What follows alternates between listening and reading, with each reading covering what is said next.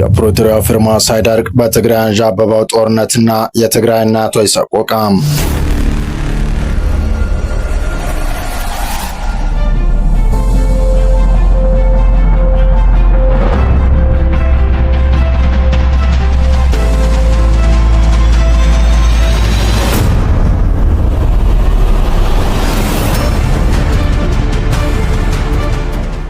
የፕሪቶሪያው የሰላም ስምምነት ቀለም ሳይደርቅና የጦርነት ጠባሳ ገና ሳይሽር ኢትዮጵያ ዳግም ወደማይቀለበስና አውዳሚ ወደሆነ አዲስ የትጥቅ ግጭት አፋፍ ላይ መድረሷ እጅግ አሳሳቢ እየሆነ መጥቷል።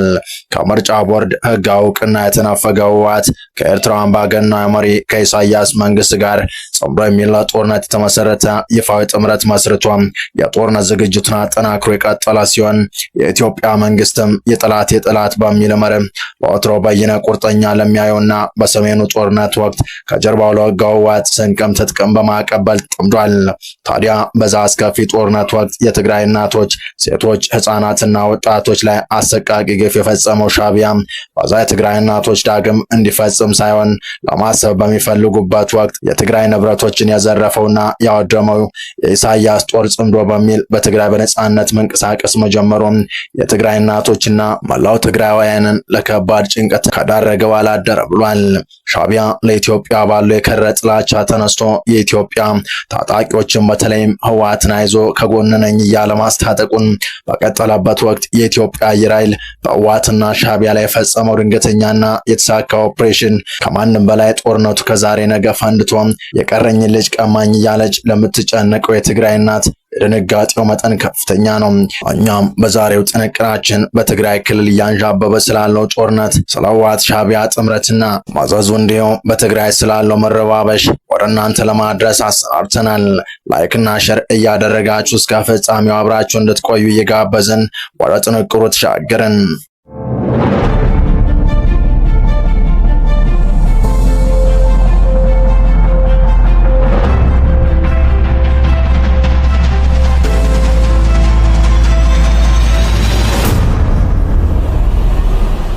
የፕሪቶሪያው የሰላም ስምምነት ቀለም ሳይደርቅና የጦርነት ጠባሳ ሳይሽር ኢትዮጵያ ዳግም ወደማይቀለበስና አውዳሚ ወደሆነ አዲስ የትጥቅ ግጭት አፋፍ ላይ መድረሷ እጅግ አሳሳቢ እየሆነ መጥቷል። አፈሳዎች ተጠናክሮ በቀጠሉበትና የትግራይ ወጣቶች ከህወሓት የጦር አባል አባሮች እየተጫወቱ በሚገኙበት በአሁኑ ወቅት ፌዴራል መንግስቱ ዝምታውን ሰብሮ በህወሓት ላይ ድሮን ጥቃት ፈጽሟል። የሆነውም ህወሓት የፌዴራል መንግስቱ ላይ የፕሪቶሪያን ስምምነት ጥሷል የሚል ክስ በአሰማ ማግስት መሆኑ የፌዴራል መንግስት ትዕግስት አለቆ እያስባለ ሆኗል። ህዝባዊ ወያኔ ሓርነት ትግራይ ህወሓት የፌዴራል መንግስቱ የሰላም ስምምነቱን ስልታዊ በሆነ መንገድ እያፈረሰ ነው ሲል በጽኑ በመክሰስ ዓለም አቀፍ ማህበረሰብ አስቸኳይ ጣልቃ ገብነት እንዲያደርግ የድረሱልኝ ጥሪ ማቅረቡ ይታወሳል። ይህ ህወሓት ማስጠንቀቂያ የተሰማው በተቃራኒው ደግሞ የተለያዩ የሀገሪቱ ክፍሎች የተውጣጡ ታጣቂዎች በትግራይ ክልል ሚስጥራዊ ስብሰባ ማካሄዳቸውና ከጎረቤት ሱዳን ጋር አዲስ ወታደራዊ ግንኙነት መፍጠሩ እየተነገረ ባለበት እጅግ ውጥረት በነገሰበት ወቅታዊ ሁኔታ ውስጥ ነው። ፓርቲው ጁን 3 ቀን ለዲፕሎማቲክ ሚስዮኖችና ዓለም አቀፍ አጋሮች በላከው መግለጫ እንዳስገነዘበው የፌዴራል መንግስቱ ውይይትና የፖለቲካ ስምምነትን ወደ ጎን በመተው የአንድ ወገን ውሳኔን የማስወገድና የወታደር ኃይል እርምጃዎችን እየተገበረ ይገኛል። ህወሓት በኢትዮጵያ ብሔራዊ ምርጫ ቦርድ ከፓርቲነት ቢሰረዝም የስምምነቱ ፈራሚነቱን በማንሳት የሰላም ስምምነቱን አፈጻጸም የሚቆጣጠር ተቋማት በመደካማቸው ምክንያት የስምምነቱ ዋና ድንጋጤዎች መሬት ላይ አልወረዱም ሲል ወቅታል። የአካሄድ ከቀጠለ ደግሞ ሀገሪቱ ዳግም ወደ ትጥቅ ግጭት ማምራቷ እንደማይቀር ያስጠነቅቀው ፓርቲው የዓለም አቀፍ ማህበረሰብ ዝምታው እንደ ገለልተኝነት የሚቆጠር ሳይሆን አሁን ያለውን ፈጽሞ ሊታገሱት የማይችል ሁኔታ ይበልጥ እንዲያባብስ መፍቀድና አጠቃላይ ጦርነት መጋበዝ መሆኑን አበክሮ ገልጿል። ከዚሁ ጎን ለጎን የሰላም ሂደት መጓተት ተከትሎ በትግራይ የተፈጠረውን የአስተዳደር ክፍተት ለመሙላት 1 ሚሊዮን በላይ ነዋሪዎችን ያሳተፈ የውስጥ ውይይት መካሄዱን ህወሓት አስታውቋል። በውይይቱም አብላጫው ህዝብ በ2012 ዓመተ ምህረት የተመረጠውን የክልል ምክር ቤት የመመለስ ሐሳብ መደገፉን ገልጾ የተመለሰው ምክር ቤት አካታችውን የአስፈጻሚና የፍትህ መዋቅርን እንደሚያደራጅ ጠቁሟል። የፖለቲካ አንድነትን ለማጠናከርም 1/3ኛውን የካቢኔ ቦታ ተቃዋሚ ፓርቲ ለመስጠት መወሰኑን አብራርቷል። ሆኖም በክልል ያሉ የሰብአዊ እና የኢኮኖሚ ሁኔታ እጅግ አሳሳቢ መሆኑን የሚያነሳው መግለጫው የፌዴራል መንግስቱ ባደረገው የነዳጅና የንግድ ዕቃዎች ፍሰት ክልከላ ኢኮኖሚ መሽመድመዱን እንዲሁም ብሔራዊ መከላከያ ሰራዊት በድንበር አካባቢዎች ባሰፈሩ ከፍተኛ ጦር ምክንያት በነዋሪዎች ላይ ከባድ ማህበራዊና ስነ ልቦና ጫና መፍጠሩን ኮንኗል። በማህበራዊ ትግራይ ያሉ ባለስልጣናት ተፈናቃዮች ወደ ቀያቸው እንዲመለሱ እየከለከሉና ከባድ የሰብአዊ መብት ጥሰት እየፈጸሙ መሆኑን አጋልጧል። የፖለቲካ ትኩሳቱ በትግራይ ብቻ የተወሰነ አይደለም። የፌዴራል መንግስቱ በአማራና በኦሮሚያ ክልሎች እያካሄደ ባለው ወታደራዊ ዘመቻ በእግረኛ ጦር፣ በከባድ መሳሪያና በሰው አልባ አውሮፕላኖች ጥቃቶች ንጹሃን ላይ ጉዳት እያደረሱ መሆኑ ህወሓት ወቅሷል።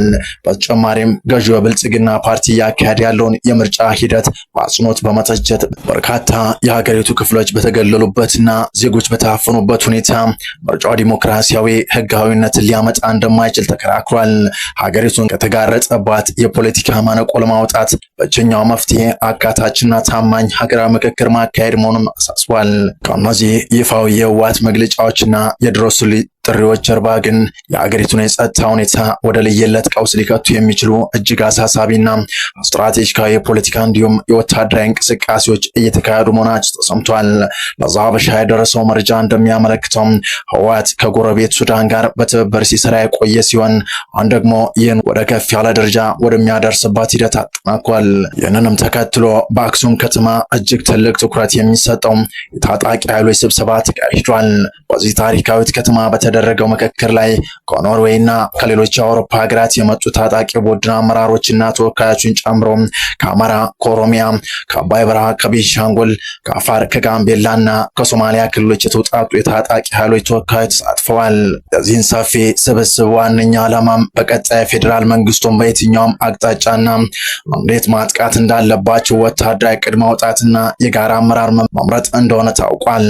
ይህኑ መረብ ለማስፋትም በአባይ በረሃ አካባቢ የአማራና የኦሮሚያ ታጣቂዎች በጋራ ተገኝተው ምክክር ማድረጋቸው ተሰምቷል። በአንድ በኩል ህወሓት የሰላም ስምምነቱን እየፈረሰ ነው በማለት ለዓለም አቀፍ ማህበረሰብ የድረሱልኝ ጥሪ ሲያቀርብ፣ በሌላ በኩል ደግሞ ከሱዳንና በመላው ኢትዮጵያ ከሚገኙ ጸረ መንግስት ታጣቂዎች ጋር አዲስ ወታደራዊና ፖለቲካዊ ህብረት እየፈጠረ መሆኑን የኢትዮጵያን ፖለቲካዊ መልክዓ ምድር እጅግ አደገኛና ትንበያ አልባ አድርጎታል። የፌዴራል መንግስቱ የክልል ኃይሎችና ዓለም አቀፍ ማህበረሰብ ይህን ተደራራቢና አውዳሚ ቀውስ በልዩ ጥንቃቄና በአፋጣኝ የፖለቲካ ውይይት ካልፈቱት ሀገሪቱ ዳግም ወደማትወጣበት የጦርነት አዘቅት ውስጥ ልዘፈቅ እንደምትችል የሁኔታዎች ሂደት በግልጽ እያመላከተ ይገኛል። በፌዴራል መንግስቱና በህወሓት መካከል ያለው ውጥረት አገርሽቶም ወራትን ባስቆጠረበት በአሁኑ ወቅት ድንበር አቅራቢያ በምትገኘውና ገማሎ በተባለች የትግራይ መንደር ላይ የድሮን ጥቃት መፈጸሙ ደግሞ በትግራይ ያለውን ትንኩሳት ይበልጥ ጨምሮታል። ከሽራሮ በቅርብ ርቀት ላይ በምትገኘው ስልታዊ ስፍራ ጥቃት ተፈጸመው ከሰሞኑ የትግራይ ታጣቂዎችና የኤርትራ ወታደራዊ አካባቢው በጋራ መታየታቸውን በተገለጸበት ወቅት መሆኑ ደግሞ የፌዴራል መንግስቱ ዝምታውን ይምረጥ እንጂ የህወሓትና የደጋፊዎችን እንቅስቃሴ በትኩረት እየተከታተለ እንደሚገኝ ትልቅ ማሳያ ተደርጓል። ገማሎ ከኤርትራ ወደ ትግራይ በተለይም ወደ ሽራሮና ሽሬ ለሚገቡ የንግድና የወታደራዊ አቅርቦት መተላለፊያ መስመር ሆና እያገለገለች መሆኗ የኤርትራ ወታደራዊ እንቅስቃሴም በአካባቢው እንደሚስተዋል የታወቀ ሲሆን ይህም ጥቃቱን ስትራቴጂክ አድርጎታል። ጥቃቱም ከኤርትራ ወደ ትግራይ በመግባት ላይ የነበሩ የጭነት ተሽከርካሪዎችን ኢላማ ያደረገ እንደነበር ተዘግቧል። ታዲያ ይህ ሁሉ ሁነቶች በትግራይ ሲፈጠሩ ከአሁን ጦርነቱ ፈነዳ እያሉ የሚጠባበቁትን የትግራይ እናቶችን ክፉኛ አስደንግጧል። ከባለፈው የጦርነት ድባብ ያላገገመው የትግራይ ህዝብ ዳግም አደገኛ ጦርነት ከፊቱ እየሸተተው ሲሆን ወጣቱም በእናት አባቱ ግፊት ትግራይን ለቆም እየሸሸ ይገኛል። በትግራይ የሚስተዋለው የወጣቶች ስደት ቅንጣትም የማይገድበው ህወሓት በየቦታ ያገኛቸው ወጣቶች አፍሶ ወደ ካምፕ በማስገባት ግዛት ማስመለስ በሚል ማሰየመው ጦርነት ዝግጅቱን አጠናክሮ ቀጥሏል። የትግራይ ወታደራዊ መኮንኖች ጸበልተኞችን ጭምር ለግዳጅ ወታደራዊ ስልጠና ማፈሳቸውን የሚገልጽ አስደንጋጭና አነጋጋሪ ሪፖርትም ቅድሚያ ለሰብአዊ መብቶች የሰኘ መብት ተቆርቋሪ ተቋም መግለጹ ይታወሳል። ቅድሚያ ለሰብአዊ መብቶች ኢትዮጵያ የተሰኘው ድርጅት በትግራይ ክልል በስፋት እየተካሄደ ነው ስላለው አስገዳጅ የውትድርና ምልመላ ዘመቻን በተመለከተ ባወጣው ሪፖርት ወጣቶች ከምልመላ ለመሸሽ ቤቶቻቸውን እየለቀቁ ውጭ ላይ ያደሩና በየዘመዶቻቸው ቤቶች መካከል እየተዘዋወሩ እንደሚገኙም በሪፖርቱ አመላክቷል። ቅድሚያ ለሰብአዊ መብቶች ኢትዮጵያ ባወጣው ሪፖርት የትግራይ ባለስልጣናትና የአካባቢ መዋቅሮች በአንዳንድ የክልል አካባቢዎች ማለትም በአክሱም፣ አድዋ፣ ሽሬ፣ አዲግራት፣ መቀለ፣ ውቅርና በማዕከላዊ እንዲሁም በሰሜን ምዕራብ ዞኖች በሚገኙ ቅጠናማ ወረዳዎች ውስጥ አስገዳጅ የምልመላ ዘመቻዎችን አከናውነዋል ሲል ገልጿል። ይህም ለ2 ዓመት ከተደረገው አስከፊ ጦርነት ገና በማገገም ላይ ባሉ ቤተሰቦች ዘንድ ከፍተኛ ፍርሃት መፍጠሩ አመላክቶ ነበር።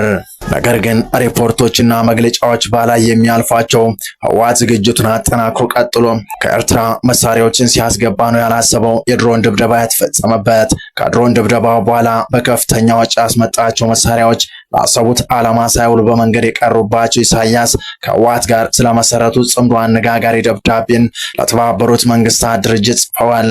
ሻዕቢያ የኢትዮጵያ መንግስት ቀንደኛ ተቀናቃዮች ያሰባሰበበትን ጽምዶን የአፍሪካ ቀንድ የሰላም ንቅናቄ እንቅስቃሴ አድርጎ ለመንግስታቱ ድርጅት አቅርቧል። በዚህ የሻዕቢያ ደብዳቤም የጽምዶ እንቅስቃሴ 1 ዓመት እንዳስቆጠረ ተነግሯል። የእንቅስቃሴው ዓላማም በጎረቤት ሀገራት ህዝቦች መካከል እምነት መገንባት፣ ማህበራዊ ግንኙነት መመለስ፣ በግጭት የተራቀቁ ማህበረሰቦች እንዲቀራረቡ ማድረግ ነው ብሏል። ሻዕቢያ ጽምዶን የህዝብ ለህዝብ ግንኙነት ለመፍጠር ያለመ አድርጎ ቢያቀርብም መሬት ላይ ያለው እውነታ ግን ከዚህ የተለየ እንደሆነ መረጃዎች ያመለክታሉ። ለአብነትም ከቀናት በፊት የህወሓትና ሻዕቢያ ወታደሮች በአንድ ወታደራዊ ካምፕ ውስጥ በጋራ ሲሰለጥኑና ሲንቀሳቀሱ የሚያሳይ ቪዲዮ መሰራጨቱም ጽምዶ ከህዝብ ለህዝብ ባለፈው ወታደራዊ ትብብር እንደሆነ አመላካች ነው። በተጨማሪም እንደዛ ኢኮኖሚስትና አፍሪካን ኢንተለጀንስ ያሉ ዓለም አቀፍ ሚዲያዎች የግዳፍና ህወሓት አመራሮች የጀመሩት ግንኙነት የህዝብ ለህዝብ ግንኙነትን ለመፍጠር ያለመ ሳይሆን ፖለቲካውና ወታደራዊ እንደሆነ የተለያዩ ማስረጃዎች በማቅረብ ዘግበዋል። የእውነት ላይ ያለ ጉዳይ የሚክደው የሻዕቢያ ደብዳቤ ግን የጽምዶ ድንበር ላይ ባሉ ህዝቦች መሃል እየተፈጠረ ያለ ህዝብ ለህዝብ ግንኙነት ስለሆነ ተመድ እንደ አርአያነት ሊያየው ይገባል ሲል ይሞግታል። ጀነራል ተሾመ ገመቹ ከ2 ሳምንት በፊት በኢቲቪ ጋር ባደረጉት ቆይታ ስለ ጽምዶ ዓላማ በዝርዝር አብራርተው ነበር። እንቅስቃሴውን ጸረ ሉዓላዊነት ሲሉ የገለጹት ሜጀር ጀነራል ተሾመም ጫንቃቸውን ለፈርዖን ቀንበር በሰጡ የኢትዮጵያ አካላትና አካባቢው ላይ ባሉ ስብስብ የተፈጠረ ነው ሲሉ ነበር የገለጹት። አክለውም መከላከያ ሰራዊት በራሱ ቻናል ተቀማጭነታቸውን በኢትዮጵያ ያደረጉ የአታሼ ማህበረሰብ አባላት ስለዚህ ጉዳይ በደንብ እንዲያውቁና ግንዛቤ እንዲኖራቸው ሰፊ ስራ መከናወን በወቅቱ አስታውቋል። አገር ውስጥ ላሉ አታሼዎች ስለ ሁኔታው ማስገንዘብ ያስፈለገው ለአምባሳደሮቻቸው ቀዳሚ ሰዎችና አካላት ስለሆነ ነው። በተጨማሪም ነገ እንደው ሀሳብ ወደ መሬት እናውረድ ብሎ የሚሰራ አካል ካለም የሚሰጠው ምላሽ ለዲፕሎማሲው ማህበረሰብ አስቀድሞ የተነገረ ጉዳይ እንዲሆን በመታሰቡ መሆኑን አስረድቷል። በተመሳሳይ የኢትዮጵያ ጠቅላይ ሚኒስትር ጽህፈት ቤት ወቅታዊ ጉዳዮችን በተመለከተ ባወጣው መግለጫ ላይ ስለዚህ የጽምዶ እንቅስቃሴ ጠንከር ያሉ ጉዳዮችን አንስቷል። መግለጫው የጥፋት ኃይሎች ሲል በስም ያልጠቀሳቸው ቡድኖች ከባዕዳነት ጋር ጽምዶ የሚል ቁርጠኝነት በመፍጠር እኩይ ዓላማቸውን ለማሳካት ሰፊ የጥፋት ዝግጅት ሲያደርጉ ቆይቷል በማለት ምርጫው ለማደናቀፍ የተለያዩ ድርጊቶችን ሲፈጽሙ ነበር ሲል ከሷል። አሁን ላይ ከፌዴራል መንግስቱም በኩል ትግራይ ላይ የነበረው ዝምታ ተሰብሮ ወደ እርምጃ የመግባት አዝማሚያዎች እየታዩ ሲሆን የሁሉ ነገር ተዳምሮ ታዲያ በክልሉ ያለውን ስጋት ከወትሮ በተለየ ጨምሮታል። እኛም የትግራይ እናቶችና መላው የክልሉ ህዝብ ዳግም ጦርነትን እንዳይመለከት ሁሉም የቻለውን እንዲያደርግ የተማጸንን ለአሁኑ ያሰናዳነውን ዝግጅት በዚሁ ጨረስን። ቸር ቆዩ።